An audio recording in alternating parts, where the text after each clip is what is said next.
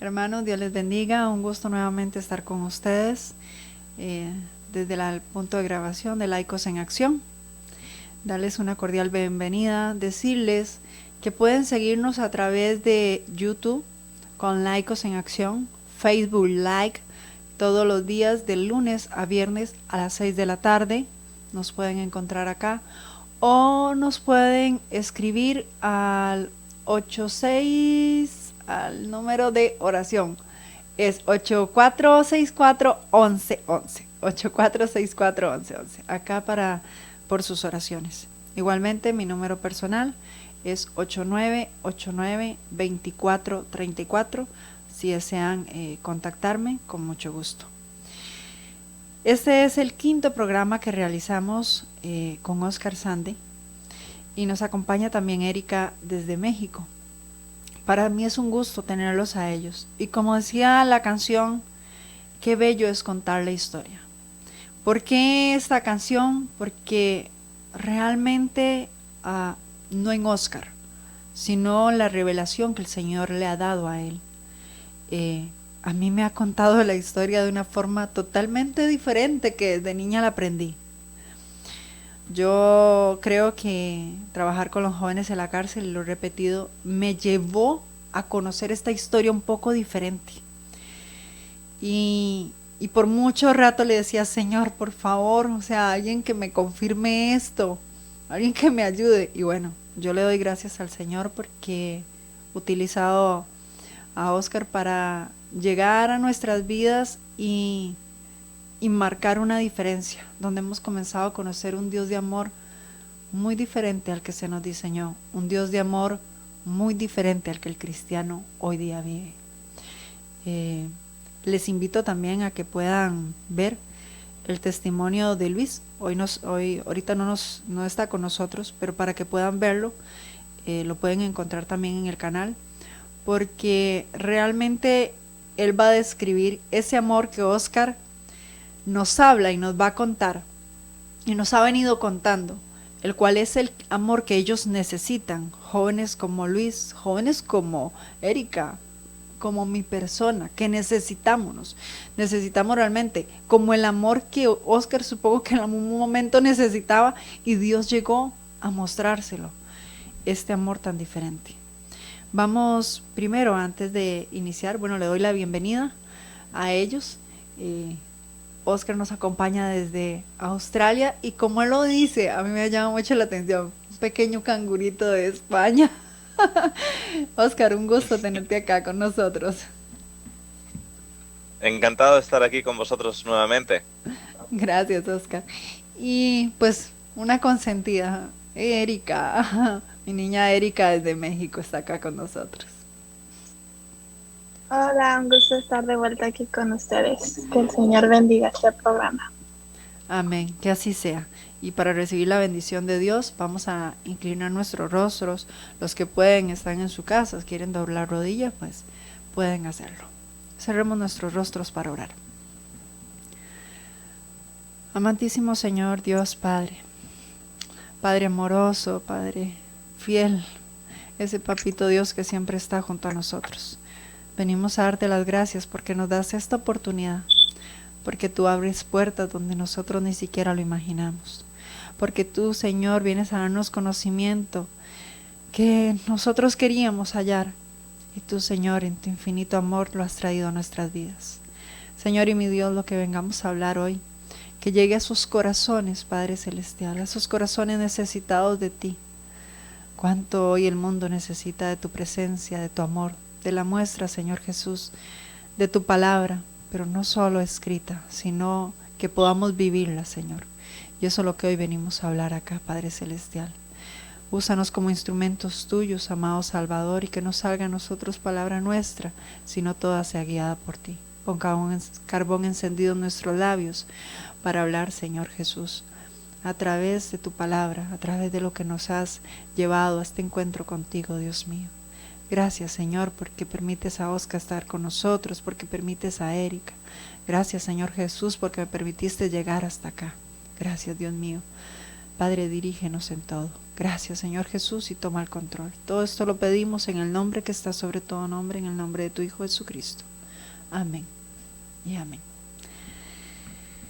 Pues hemos venido tocando diferentes temas, Erika y Oscar, y la gente, pues, realmente muchos todavía siguen con la incertidumbre de ese Dios amor. Y lo sé porque cuando se me acercan o cuando he enviado programas que han realizado Oscar, y la gente automáticamente me dice, pero es que él solo habla de amor, amor, amor, pero es que eso no puede ser así, pero nos seguimos cerrando nuestro corazón a un Dios muy humano.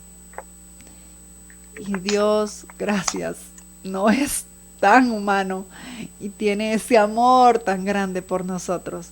Es un Dios perdonador, un amor de misericordia, un amor que siempre está ahí tratando de sostenernos, corriendo, como decía Oscar en los programas pasados, corriendo detrás de nosotros aunque nosotros nos alejamos. Él siempre está ahí. Oscar, hoy quiero preguntarte, porque has hablado en tus programas, que por cierto, Oscar, lo pueden seguir también a través de YouTube, Oscar Sande, lo pueden encontrar ahí. Él nos habla sobre la cruz. Y yo quiero que puedas hablarnos aquí, ¿por qué es tan importante, Oscar, el acontecimiento de la cruz para nuestras vidas? ¿Qué es lo que marca? ¿Qué es lo que sucede en la cruz que tal vez nosotros no hemos visto que es tan importante? Bueno, la cruz es el evento más importante en la historia, no solo de la Tierra, sino la historia del universo. Hay una parte en el libro de Apocalipsis 12 que habla de cómo los ángeles del cielo, aquellos que habitan en los cielos, están glorificando y dicen, porque el Cordero nos ha redimido. Y uno dice, ¿cómo puede ser que el Cordero haya redimido a los ángeles y los ángeles no han pecado? Pero lo que se muestra en la cruz es suficiente o de tal dimensión, de tal tamaño, que va a prevenir que los ángeles se rebelen. O sea, va a prevenir porque muestra suficiente el carácter de Dios como para que los ángeles vean a la cruz y les ha redimido en el potencial de que se rebelaran. ¿Okay? En el hecho de que potencialmente se podrían haber rebelado todavía incluso antes de la cruz. La cruz es el momento, y cuando hablo de la cruz me refiero a todo lo que ello implica: la vida, ministerio, muerte y resurrección de Cristo. O sea, la cruz no solo como un evento de unas cuantas horas, sino desde la encarnación de Cristo, desde que Emmanuel está caminando con nosotros, desde ese punto, esos 33 años de Cristo acá, que se culminan, digamos, en la cruz, es el evento más importante, no solo de la historia del ser humano, sino de la historia del universo. De la cruz depende la sostenibilidad del universo. Y la cruz nos revela el carácter de Dios. Es la cruz la que nos muestra cómo Dios ataja el pecado, cómo Dios corrige lo que el pecado ha hecho, cómo Dios corrige la imagen que el pecado ha sembrado en las mentes, no solo de hombres, sino también de ángeles, acerca de Dios. ¿Okay? Mirarlo de esta manera.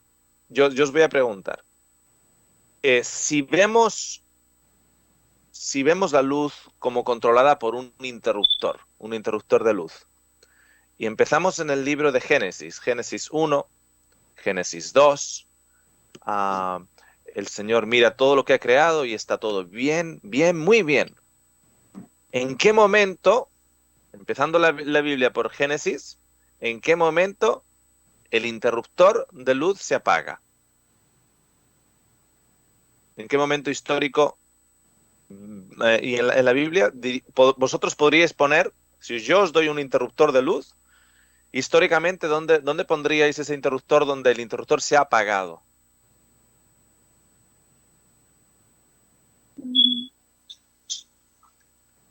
Que en ese momento, pues, A cualquiera de los dos. ujú, O sea, tener en cuenta que cuando la Biblia empieza, Dios dice, hágase la luz. la luz. ¿Ok? Hágase la luz. Y crea un mundo hermoso, totalmente en equilibrio, sin pecado, con luz, etcétera, etcétera. Con su gloria manifestada. Entonces, yo ahora os doy un interruptor. ¿En qué momento vais a sincronizar ese interruptor como apagándose? O ¡pum! Apagas el interruptor y la luz se va. ¿En qué momento? No una luz literal. No estoy hablando de una luz literal en sí, sino la luz de la gloria de Dios, del carácter de Dios, de lo bueno que Él ha creado. ¿En qué momento ese interruptor se apaga? No. Yo diría cuando las consecuencias de que Eva tuviera que comer esa fruta, que tú comió esa fruta, es cuando Dios tiene que llegar y tiene que decir, bueno, yo les dije que no comieran de esa fruta y esas son las consecuencias. Ahí es cuando aparte de ser un Dios de amor, se demuestra un Dios que tiene que haber consecuencias por el pecado. Es donde Ok. todo lo bueno de la creación había llegado ya era diferente. Yo no lo Ok. logro ver así. Yo no lo logro ver así porque después da su hijo. O sea, obviamente todo cae por su consecuencia, pero no es como que Dios lo mandó, sino que Dios dijo que iban a morir, ¿verdad? Si hacían, entonces por consecuencia les cayó lo que ellos mismos decidieron.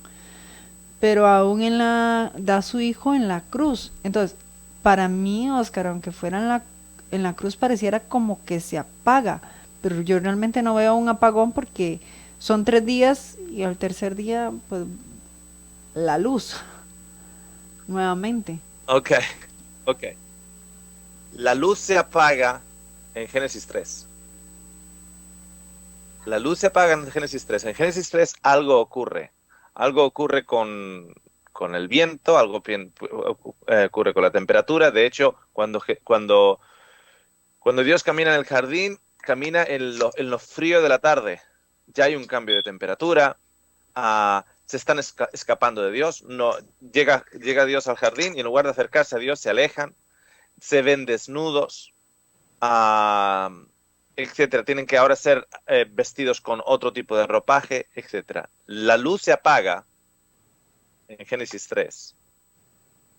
Y cuando se enciende nuevamente la luz, esto os puede que os sorprenda, pero cuando se enciende nuevamente la luz no es hasta que llega Mateo, Marcos, Lucas y Juan. Porque Mateo 4 nos dice que a la tierra que estaba en gran oscuridad vio gran luz. O sea, esta era gente que tenía el Antiguo Testamento, todo el Antiguo Testamento, todo eso escrito, y sin embargo estaban en gran oscuridad. Nos dice en Juan 1 que Él era la luz del mundo y la oscuridad no la entendió. O sea, vino a lo suyo y lo suyo no lo encontró. No le entendió. El mundo estaba en oscuridad porque llevaba en oscuridad desde Génesis 3. ¿Tenemos las escrituras del Antiguo Testamento? Por supuesto que las tenemos. Pero en sombras. Estaban en sombras. Por cierto, un comentario para Erika.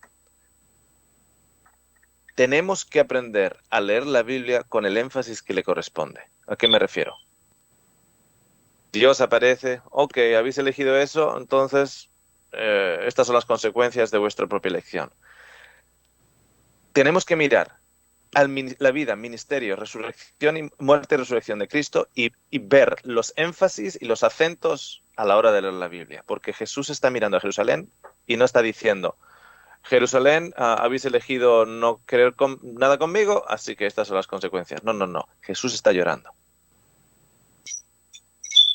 Jesús está diciendo eso, pero está llorando. Es un énfasis a la hora de leer las Escrituras que tenemos que entender. Dios es un Padre cuyos hijos han elegido muerte. Y no hay padre humano cuyos hijos hayan elegido muerte que se sienta y diga, bueno, eso es lo que has elegido, chaval. Eso es lo que has elegido. No hay padre humano, bueno, no sé que sea un descerebrado, pero no hay padre humano que ame a sus hijos y sea tan neutral a la hora de decir, bueno, esto es lo que vosotros habéis elegido. Ok, quiero que entendáis lo siguiente. Y esto es algo vital a la hora de entender, bajo mi punto de vista, las escrituras. En Génesis 3 entra el pecado. Y el pecado distorsiona la imagen de Dios. Tanto es así que cuando Dios entra en el jardín, en lugar de que sus hijos vayan a donde Dios, sus hijos escapan de Dios, porque ha sido distorsionada. De hecho, la tentación que les llevó al pecado fue una distorsión del carácter de Dios. La serpiente está diciendo, Dios no te está diciendo todo lo que sabe. Dios está guardando algo para ti. Dios lo que no quiere es que tú seas como Él. O sea, están distorsionando, la serpiente está distorsionando el carácter de Dios. ¿Me seguís de momento? Ujú. ¿Sí? Ok. Entonces, el ser humano entra en oscuridad. Lo único que tenemos que ver es que el siguiente capítulo, Caín mata a su hermano. De hecho, cuando le pregunta Dios, ¿dónde está tu hermano? Dice, ¿qué soy yo, el cuidador de mi hermano? O sea, está enojado porque Dios no ha aceptado su sacrificio. Está enojado. Hay un malentendimiento. Se empieza a vivir un malentendimiento de Dios. Y eso sigue avanzando. O sea, hablamos de Abraham, por ejemplo, como padre de la fe, y sin embargo Abraham se acostó con su criada. Porque iba a completar lo que Dios había prometido. Fijaros esto. Abraham iba a poner de lo suyo para completar lo que Dios ha prometido. Y a día de hoy vivimos un cristianismo en el cual tenemos que aportar de lo nuestro para conseguir lo que Dios ha prometido. O tenemos que, para guardar los mandamientos del Señor, tenemos que sujetar los mandamientos del Señor, el arca donde están los mandamientos del Señor, porque si no, se caen. Es como la historia en el Antiguo Testamento, en el cual están llevando el arca por unos bueyes y uno de los bueyes se tropieza y el arca parece como que se va a caer y hay una de las personas presentes que va a sujetarla. Y es como que, si Óscar está hablando mucho del amor, ¿qué pasa con los mandamientos? Habrá que hacer algo, alguien habrá que agarrarlo, alguien tendrá que tocarlos, alguien tendrá que sujetarlos porque si no se nos van a caer si solo hablamos del amor. Cuando vemos que llega Jesús, llega la luz al mundo. ¿Por qué llega la luz del mundo? De hecho, cuando tú lees Juan 1 y Génesis 1, es como hasta cierto punto un mensaje que hace un eco entre Génesis 1, hágase la luz, y la luz que vino al mundo. En el principio, Dios creó. Génesis 1. Juan 1. En el principio era el verbo y el verbo era con Dios y el verbo era Dios. Hay como un eco. Hágase la luz. Él era la luz del mundo. ¿Os dais cuenta del eco? Es como que hay un eco de Génesis 1 a Juan 1. Hay un eco. Ok. Significa lo siguiente, que desde Génesis 3 a Mateo, Marcos, Lucas y Juan, que nos revela el ministerio, la vida, ministerio, muerte y resurrección de Cristo, hay una área de oscuridad. Hay una área de oscuridad. ¿Sabes lo que les hizo a los judíos, a los hebreos, salir de Egipto? El miedo. Habían visto todo lo que pasó en Egipto. Y fue el miedo que los sacó de Egipto. No se acercaban a la montaña y pedían a Moisés que se tapara la cara. Y decían, no, nosotros no hablamos con Dios. Tú habla con Dios. ¿Qué tenían? ¿Un amor por Dios o un miedo de Dios? ¿Qué tenían? Cuando les están diciendo a Moisés, no, habla tú. Nosotros, lo que te diga a ti, nosotros hacemos. Habla tú, nosotros no. por si acaso somos consumidos. Tenían un amor por Dios o un miedo de Dios. De Dios, ellos salieron con miedo. Tenían Tenían miedo. Ok. Lo que Jesús viene a hacer es mostrar cómo Dios es. Y cuando Jesús empieza a mostrar cómo Dios es como una revolución en el psique, en la psicología humana del pueblo de Dios, que era el pueblo judío. Porque Jesús incluso no viene a aquellos que saben menos de Dios, viene a aquellos que supuestamente saben más de Dios. Y sin embargo, es totalmente revolucionario. Porque creen que Jesús está hablando de un Dios totalmente diferente al Antiguo Testamento. Y Jesús le está diciendo, no. Yo lo que estoy haciendo es impartiendo luz al Antiguo Testamento. Lo que estoy diciendo es que amar a vuestros enemigos. Y Jesús dice, y no estoy diciendo nada en contra del Dios del Antiguo Testamento. Lo que pasa que el Dios del Antiguo Testamento, ustedes tienen un concepto equivocado. Ustedes lo ven todavía con sombras. Ustedes todavía lo ven con miedo. El Nuevo Testamento nos dice que el Señor no nos ha dado el espíritu de miedo. Sin embargo, el Antiguo Testamento es todo miedo. Es todo miedo. Hacen porque si no, Dios va a hacer esto. Porque si no, Dios va a hacer lo otro. Por temor a Dios, hacen esto y esto y esto y esto y esto y esto y esto. Y sin embargo, Cristo llega. Fijaros, por ejemplo. Cristo llega. Está con 12 discípulos, con los 12 apóstoles, que le están escuchando todos los días. Y cuando ellos ven a un hombre que ha nacido ciego, ¿qué le dicen a Jesús? ¿Quién ha pecado? ¿Él o sus padres? ¿De dónde viene esa mentalidad? ¿Viene de Cristo o viene del Antiguo Testamento? Del concepto que tienen del Antiguo Testamento. Viene de, a lo mejor no del contexto, pero sino lo que les fue enseñado a ellos desde pequeños, los que los sacerdotes les tenían en su mente, porque en sí el Antiguo Testamento a lo mejor no venía con esa voz, pero simplemente las personas que lo interpretaban lo hicieron llegar a ellos con esa misma, que ellos no pudieron ver aún así el amor de Cristo dentro del Antiguo Testamento. Efectivamente, porque el Antiguo Testamento dice que el pecado de los padres no será puesto sobre los hijos. O sea, en otras palabras, los hijos no pagarán por el pecado de los padres. Entonces dices, bueno, ¿cómo que no pagarán? Si dice que la inequidad que pasa de los padres a los hijos. Hay dos conceptos diferentes en ello. Entonces, Jesús está mostrando algo que en la mente de esa época es revolucionaria. Dios está revelando a través de Cristo su carácter. Me habéis visto a mí, dice Jesús, habéis visto al Padre. Así es. ¿En qué contexto? En un contexto en el cual el pueblo de Dios está en oscuridad. Tiene todas las escrituras hasta aquel entonces y sin embargo está declarado estar en oscuridad. Hay un concepto que para mí es vital que entendamos. La nación judía tiene todos los libros del Antiguo Testamento, absolutamente todos. Tiene colegios de teología en la época de Jesús, tiene sinagogas donde se estudia la palabra, donde se lee, tienen copias de los manuscritos originales, tienen comentarios de escribas y de rabís hasta ese tiempo.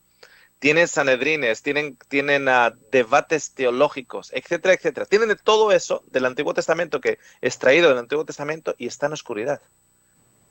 O sea, la Biblia nos dice que están en oscuridad. ¿Qué nos demuestra eso? Que como nosotros vayamos al Antiguo Testamento a leer del Antiguo Testamento totalmente fragmentado, totalmente solo de lo que el Antiguo Testamento nos puede decir, vamos a acabar en la misma oscuridad. Porque ¿qué esperanza tenemos nosotros? De no acabar en oscuridad cuando toda una nación, con todos los escritos del Antiguo Testamento, acabó en oscuridad. La luz se vuelve a encender cuando viene Jesús. Hasta que viene Jesús, estamos viviendo en unos escritos que tienen sombras, que tienen barreras, que tienen muros alzados entre el hombre y Dios. Entre el hombre y Dios. ¿Ok? Si Jesús es la lámpara, la luz, ¿cómo tenemos nosotros que leer el Antiguo Testamento? Para no caer en el mismo error, para no caer en la misma trampa de oscuridad que cayó toda una nación judía. Cuando nosotros leemos el Antiguo Testamento, ¿cómo lo tenemos que leer? Con la luz. Tenemos que coger la luz e iluminar con la luz el Antiguo Testamento. ¿Tiene sentido de momento lo que estoy diciendo? Los fariseos se encontraban y eran llamados por eso fariseos. Se encontraban en oscuridad. Y el Señor vino a ellos a darles esa luz. Lamentablemente no muchos fueron alumbrados en ese momento. Los fariseos siguieron basándose en el Antiguo Testamento, mientras que Jesús trataba de mostrar la luz de cómo había vivir ese Antiguo Testamento.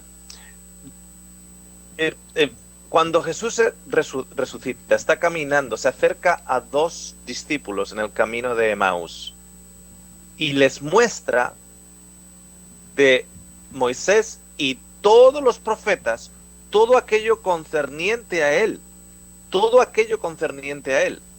Eso es lo que Jesús les está mostrando. Les está cogiendo la luz de su vida, muerte y resurrección para iluminar el Antiguo Testamento. Si no hacemos eso, estamos en oscuridad.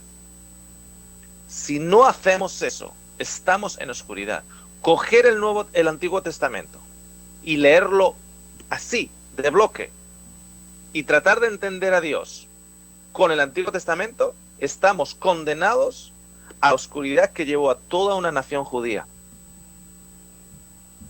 Entonces, tenemos que estudiar la Biblia entendiendo cuál es la posición, no solo histórica, sino de luz, de faro, que tiene la cruz. No podemos ir al Antiguo Testamento y olvidarnos de la linterna.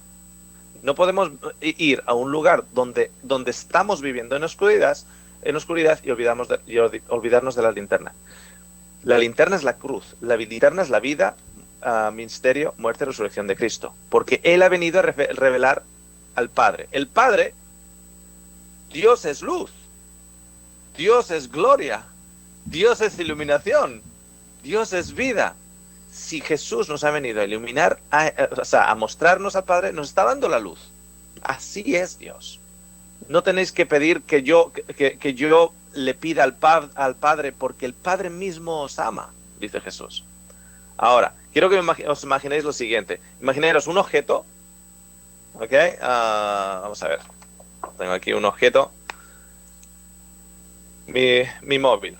Un objeto al que le aplicas una luz y la proyectas contra una pared. ¿Ok? Entonces, tienes el objeto, le aplicas la luz y la proyectas contra la pared. ¿Cómo se llama lo que proyecta en la pared? El reflejo. ¿Qué palabra tiene? O sea, no es un reflejo, es una sombra. Ah, bueno, ok, la sombra. ¿Correcto? Sí, correcto. Sí, ok. Una sombra, ok. Entonces, el Antiguo Testamento está lleno de sombras. El Antiguo Testamento está lleno de sombras. Okay. Os voy a poner un ejemplo. Miráis en la pared y aparece la sombra de un cordero. La sombra de un cordero sacrificado. Ok.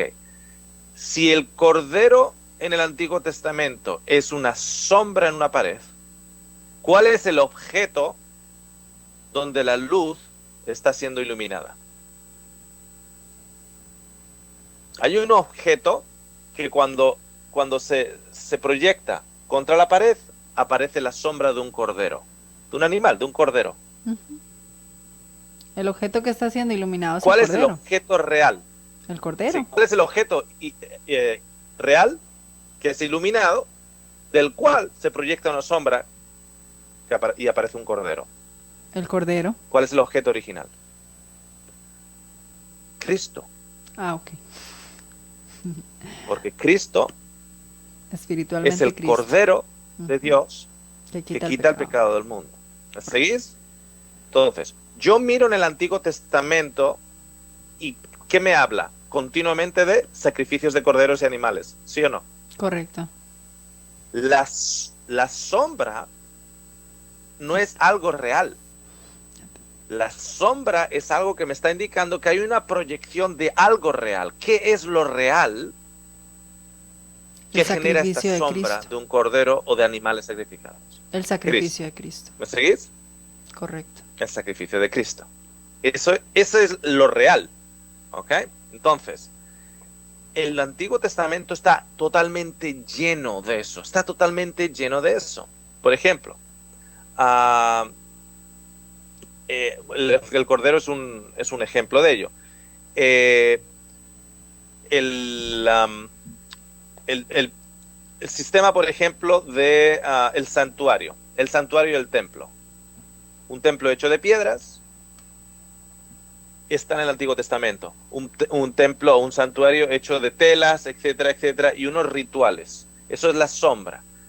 ¿Cuál es la realidad de esa sombra? ¿Cuál es el objeto donde la luz está golpeando para que no esa sombra? ¿Qué forma esa sombra? En el Antiguo Testamento vemos un templo hecho de manos, de piedras. ¿Cuál es el objeto real? El santuario. En el Nuevo Testamento nos dice que sí, pero sabes que en el Nuevo Testamento nos dice que el Señor hace de nosotros piedras vivas para construir su templo, no hecho de manos humanas, sino de seres vivos donde Él habita. Nosotros debemos ser el reflejo. Esa es la realidad. Efectivamente, esa es la realidad. Os pongo otro ejemplo. En el Antiguo Testamento, en el servicio del santuario, tenemos un sumo sacerdote. Quiero que pongáis el sumo sacerdote contra la pared, es una sombra. ¿Cuál es la imagen real que proyecta en el Antiguo Testamento una sombra de sumo sacerdote, pero a través de la cruz proyecta la imagen real? ¿Cuál es la imagen real del sumo sacerdote? ¿Quién es el sumo sacerdote? ¿Aarón? ¿No? Cristo. ¿Quién es el sumo sacerdote? Cristo es el sumo sacerdote. Cristo es el sumo sacerdote. Entonces, quiero que imaginéis en el periodo de tiempo una cruz y una luz. Cuando la luz le da a esa cruz y esa cruz tira hacia atrás, hacia el Antiguo Testamento, lo que está mostrando son sombras. Correcto. ¿Entiendes? O sea, imaginaros en una montaña está la cruz y la luz le está dando por un lado. En el otro lado está proyectando una sombra, ¿sí o no? Correcto. Ok. A partir de Mateo, Marcos, Lucas y Juan, la luz que da a la cruz proyecta en el pasado las sombras del pasado. Ok. Aarón tenía unos hijos. Ellos eran los sacerdotes y todos los descendientes de Aarón eran los sacerdotes de la tribu de Leví. Esa es la sombra. ¿Cuál es la realidad? ¿Quiénes son los sacerdotes que Cristo ha venido a mostrarnos? ¿Quiénes son si Él es el sumo sacerdote, ¿quiénes son los sacerdotes? Sí, Cristo. Wow. Ok. Tú miras en el Antiguo Testamento, Ajá. toda imagen del Antiguo Testamento, toda historia del Antiguo Testamento está apuntando a Cristo y a la realidad que Cristo ha tratado de traer. Correcto. Si Aarón es la sombra y Cristo es la figura real, los hijos de Aarón son la sombra de los hijos de Cristo, figura real. ¿Quiénes son los sacerdotes en el Nuevo Testamento? Los hijos. Nosotros. Nosotros. Yo por cierto, a Erika no la escucho. No sé si vosotros lo escucháis, pero yo a ella no la escucho. Erika. Okay. Erika quiere comentarte en realidad algo. Ok. No te escucho. No la escucho para nada, Erika. Sí, es que estoy analizando lo que está diciendo y viendo lo que he estudiado con lo que usted está hablando. A cierto punto estoy en desacuerdo con lo que usted dice de que el Antiguo Testamento es la sombra, o sea, estaban en una época de oscuridad.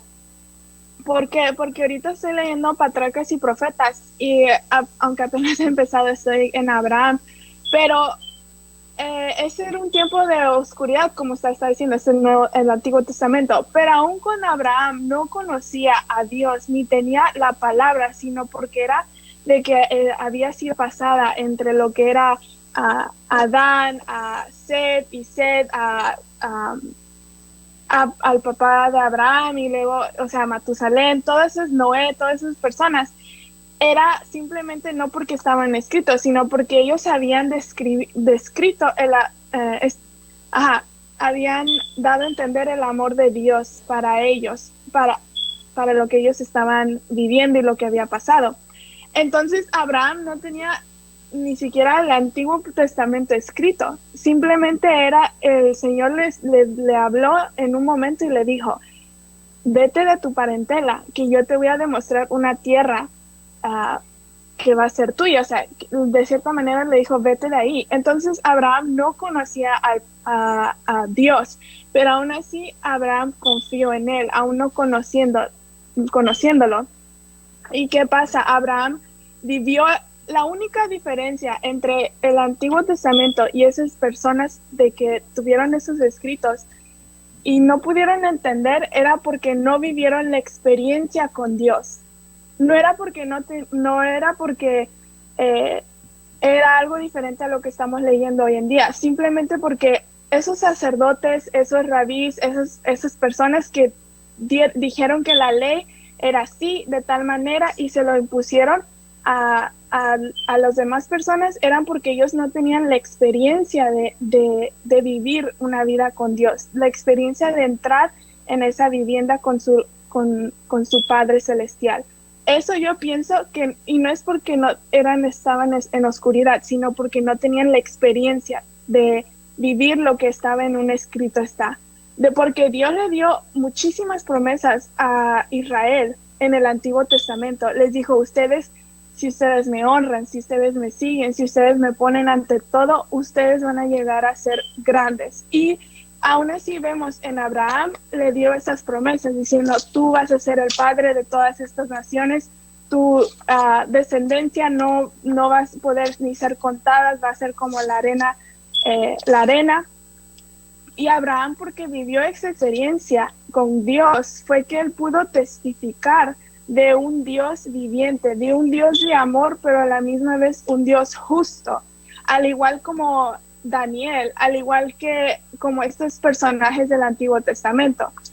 Tendría mucho cuidado en decir que fue una época de oscuridad el Antiguo Testamento, porque ¿qué pasa con esas personas que sí vivieron la experiencia con Cristo y que porque no habían conocido Cristo no había venido a la tierra para morir en esta cruz aún?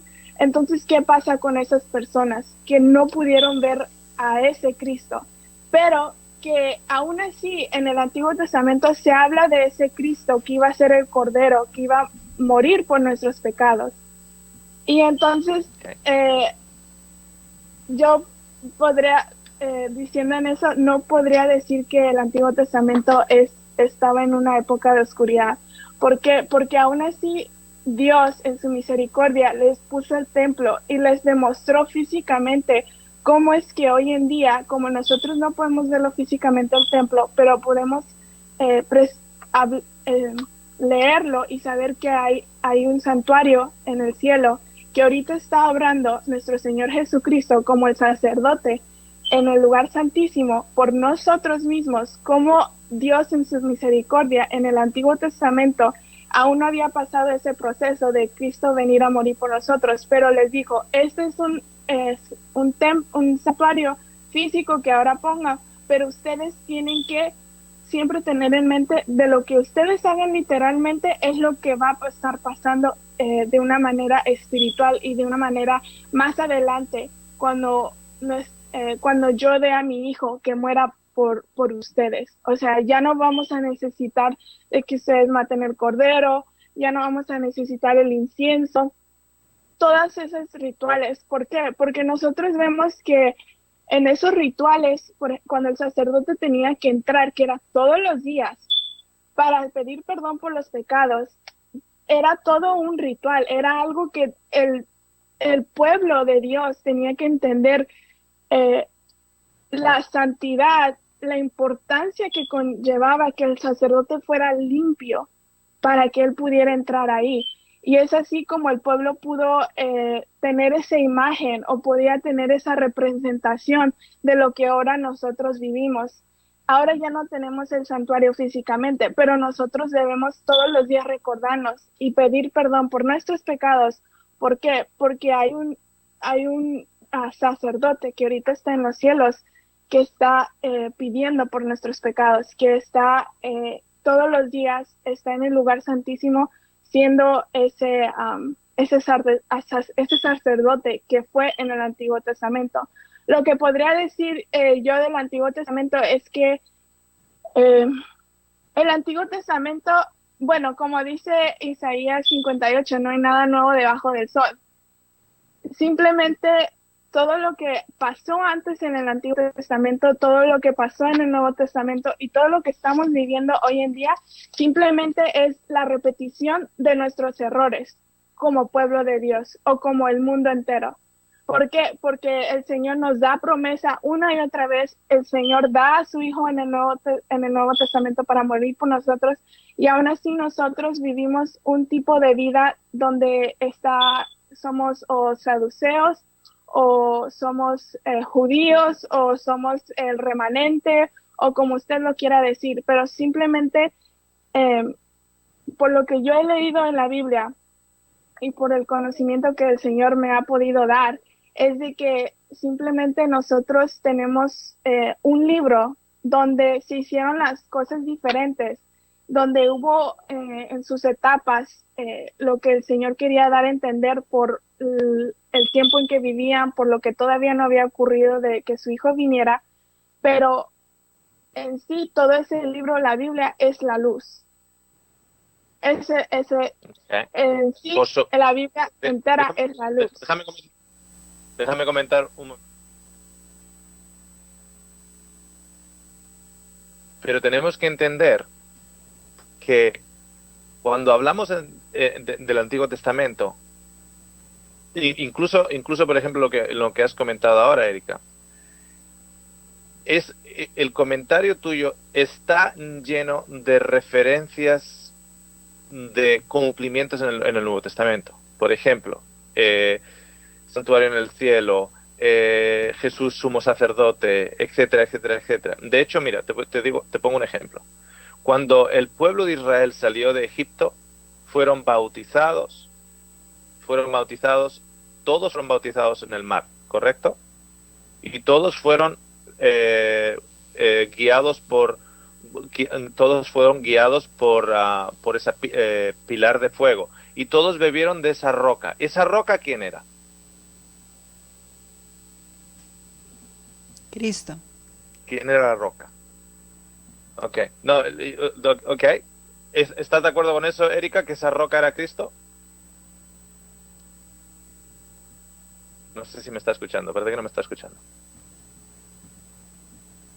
¿Me escuchas, Erika, o no? Ni te escucho, no sé si tú me estás escuchando, yo no te escucho. Sí, pastor, lo estoy escuchando. Okay. Entonces, Entonces, esa roca era Cristo, ¿correcto? ¿Estás de acuerdo con eso? Sí, estoy de acuerdo, esa roca era Cristo. Ok, bueno, esa interpretación viene del Nuevo Testamento. Viene de 1 Corintios 10.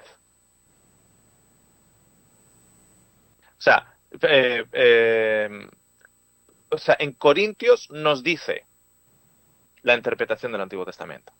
Por eso toda la Biblia es luz, pero nos da todos los mecanismos. O sea, nos dan todos los mecanismos. Abraham sale de Ur, el Señor le dice que va a ser patriarca de miles de personas, de todo un pueblo, etcétera, etcétera. Y luego, ¿qué hace para sellarlo? Mata a un cordero. Para sellarlo, mata y hace un holocausto. Ok. Lo que estoy diciendo es lo siguiente, que nos están enseñando, porque es luz, la luz desde el punto de vista de lo que nos está enseñando, pero están usando sombras, están usando modelos. Abraham nos está matando un sacrificio para mostrarnos eso. Si tú no tienes a Cristo, no sabes cómo interpretar eso correctamente. Y a día de hoy seguiríamos matando corderos. Es Cristo el que nos da la clave de la interpretación y hace del Antiguo Testamento luz. Es Cristo el que podemos leer la historia del santuario y sacar de la historia del santuario luz. Es Cristo el que podemos leer la historia de la salida de Egipto, pasado por el mar y bebiendo de la roca, y sacar de esa historia luz. El punto que quería hacer es que sin Cristo, sin usar la linterna en el Antiguo Testamento, estamos condenados a no sacar las lecciones, porque las lecciones de que hay un templo en el cielo, el Señor en estos momentos es nuestro sumo sacerdote, etcétera, etcétera, etcétera, son lecciones no solo del Antiguo Testamento, son lecciones del Antiguo Testamento junto con la luz que el ministerio, muerte y resurrección de Cristo nos da. Porque si no, no puedes sacar. Si tú en estos momentos has nacido en un tiempo en el cual nadie te ha enseñado nada, para nada, del ministerio de Cristo, para nada del Nuevo Testamento, en estos momentos, como por ejemplo ocurre en Israel a día de hoy, donde no se le enseña nada del Nuevo Testamento, nada de Jesús a judíos ortodoxos, ¿qué hacen? Siguen exactamente con las normas y siguen sacrificando corderos y siguen en sus casas y siguen haciendo todo eso. ¿Por qué? Porque les falta algo, les falta el decodificador. La luz de la Biblia es la luz cuando le aplicamos la luz del ministerio de Jesús. Si no, no hay que ir muy lejos. O sea, a día de hoy, en 2019, en la nación de Israel, aquellos que no conocen a Cristo toman e interpretan el Antiguo Testamento totalmente diferente a como lo interpretamos nosotros. Totalmente diferente. Oscar, disculpa, me gustaría tal vez argumentar a esto. Cuando nosotros leemos Juan 14:6, el Señor nos dice así. Jesús le dijo, yo soy el camino, yo soy la verdad y la vida. Nadie viene al Padre sino por mí. Y quiero que me digas si estoy equivocada para ver si Erika también en esa parte. Cuando Él nos dice esto, nos está mostrando que la única luz a seguir es la que Él nos vino a mostrar. Yo siento que solo Cristo no solo vive el sacrificio en la cruz, sino que vino a mostrarnos cómo poder vivir. Lo que tú dices es muy importante y yo le pregunto, porque resulta que si solo nos estuviéramos basando, o sea, y lo pregunto a Erika, ¿qué hubiera sucedido si Cristo no viene a mostrarnos cómo vivir los mandamientos? Si Cristo no viene, dice que ya no son en piedra, sino que están en nuestros corazones. A ver si estoy entendiéndolo bien, porque para mí, yo sí estoy de acuerdo con lo que Oscar dice, porque si Cristo no hubiera venido, no me estaría mostrando cómo vivir los mandamientos en carne y dejarlos de vivir en piedra. O sea, el pasado obviamente es luz, pero entonces tendríamos que nuevamente vivir cuando Cristo se aparecía. Abraham vivió porque Cristo se le apareció. Noé, Cristo se le apareció. Moisés, Cristo se le apareció. Entonces el camino es Él, lo que Él vivió. Lámpara es a mis pies tu palabra.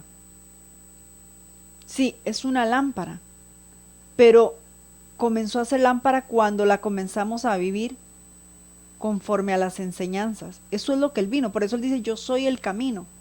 Él vino a mostrarnos esa luz. Ya estaba el camino trazado. El camino trazado era el Antiguo Testamento. Más el Nuevo Testamento lo que hace es poner como las lamparitas, como cuando uno baja en una carretera muy peligrosa y entonces ponen los LED y todas las luces para podernos guiar hacia donde debemos. El Antiguo Testamento es el camino, pero la luz es Cristo. Os puedo mostrar algo, a ver si consigo explicarme un poquitito mejor, ¿ok? Os lo voy a leer a las dos, es en Isaías 7:14, ¿ok? Es un pasaje bien conocido. Isaías 7:14.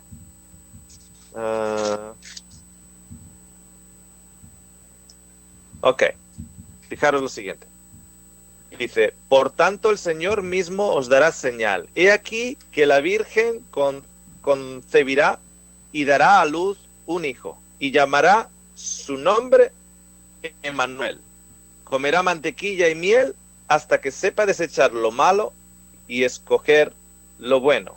Ok. ¿Quién es este de quien Isaías está hablando? Pregunta. Os pregunto primero. Jesucristo. ¿Quién es? Jesús. Ok. Erika, Mónica, tú dices Jesús. ¿Tú quién dices? Erika, ¿quién es?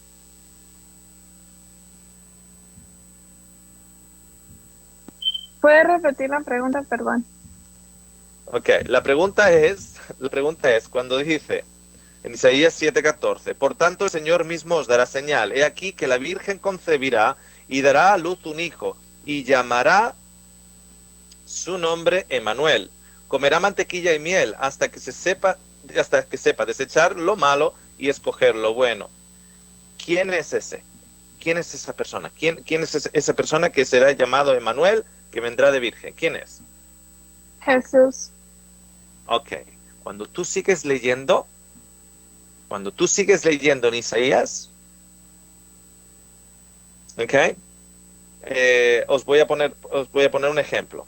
Versículo 16. Porque antes que el niño sepa desechar lo malo y escoger lo bueno, la tierra de los reyes que tú temes será abandonada. Okay. La tierra de los reyes que tú temes. Le está hablando al mensaje de Isaías a Acaz. A los reyes que Acaz teme. ¿Ok? Y Jehová hará venir sobre ti, sobre tu pueblo y sobre la casa de tu padre, días cuales nunca vivieron desde el día que Efraín se apartó de Judá. Esto es, al rey de Asiria. Ok. Cuando sigues leyendo, ¿qué te estás dando cuenta? Que esta profecía de Isaías a Acaz es ¿para cuándo? ¿Para 700 años después? ¿O para el contexto del rey Acaz? Ok.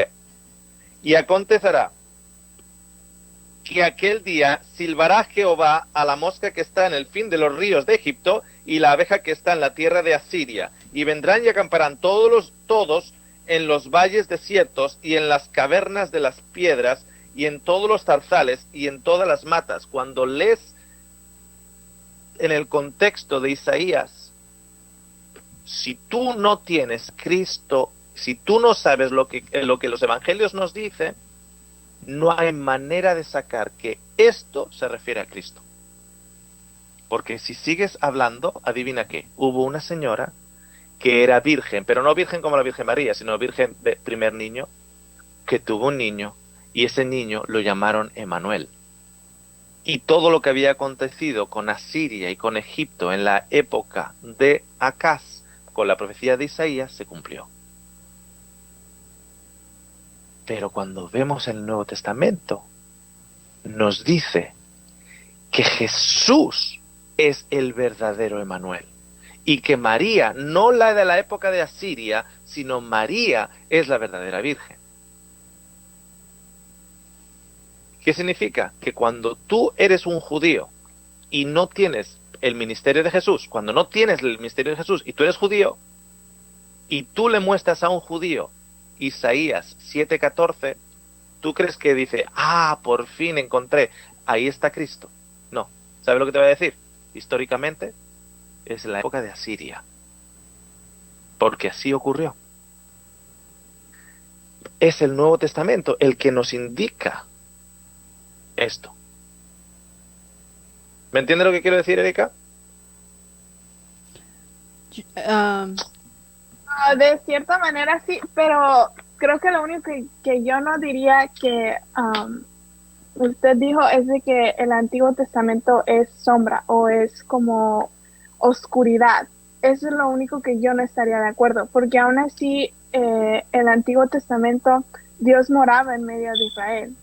De una u otra forma que malinterpretemos, o por ejemplo, usa el ejemplo de los judíos, de cómo hoy en día los judíos piensan que Jesús no ha llegado y siguen esperando a Jesús, pero yo diría que la única diferencia que ellos han tenido a nosotros, que nosotros hemos llegado a entender cómo el Antiguo Testamento y el Nuevo Testamento van de mano a mano, ligados, para que Dios nos dé, para entender en sí todo el contexto de la Biblia, que al final el tema de la Biblia es el tema de la redención, cómo Dios va a llegar a redimirnos.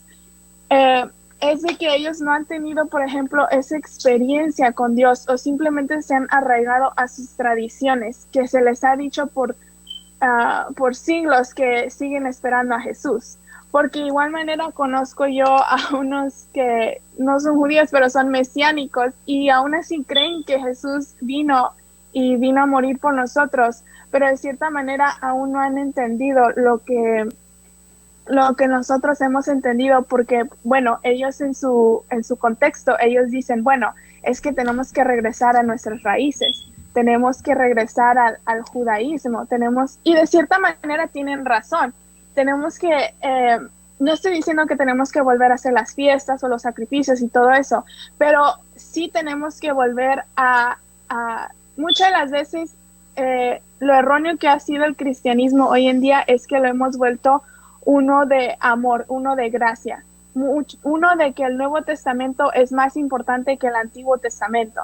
Y eso no es así. El Antiguo Testamento aún así te demuestra de que la ley y la gracia de Cristo van de mano a mano. Ese es mi único problema, que no podemos decir que, bueno, no es mi problema, pero es como algo que yo no me atrevería a decir, que es oscuridad el Antiguo Testamento, porque ahí es donde la gente podría malinterpretar. Sin el Nuevo Testamento,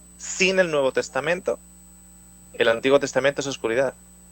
Y lo más claro que tenemos es Israel a día de hoy, ya no hace 2000 años, a Israel a día de hoy. Israel a día de hoy no tiene el Nuevo Testamento, no acepta el Nuevo Testamento, no conoce el Nuevo Testamento, no tiene conocimiento, no tiene una cultura del Nuevo Testamento. Okay. Y desde ese punto. Ok, ahora solo quería comentar una cosa. Entonces, lo que es la cruz, o sea, a no ser que nos hemos quedado sin tiempo.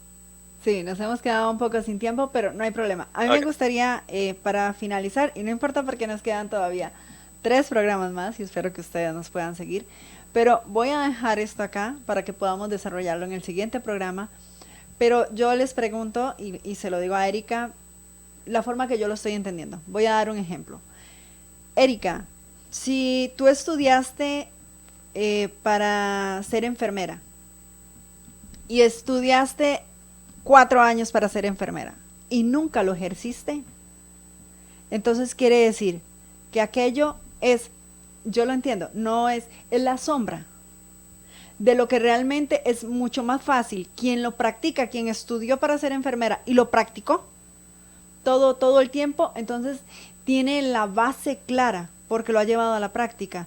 Más el que simple y sencillamente lo estudió y nunca lo lleva a la práctica, lo ve como la sombra.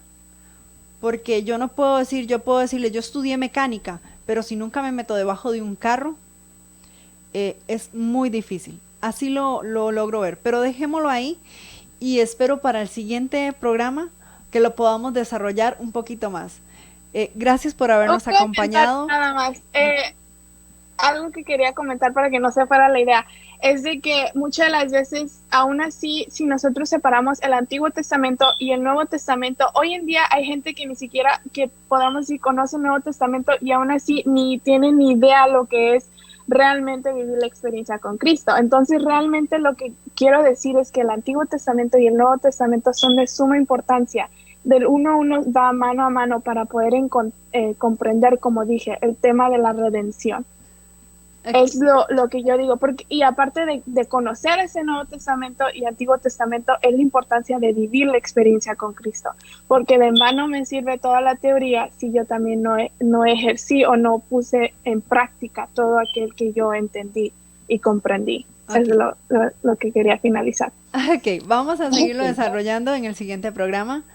Gracias por habernos acompañado, que el Señor les bendiga y los esperamos para la próxima.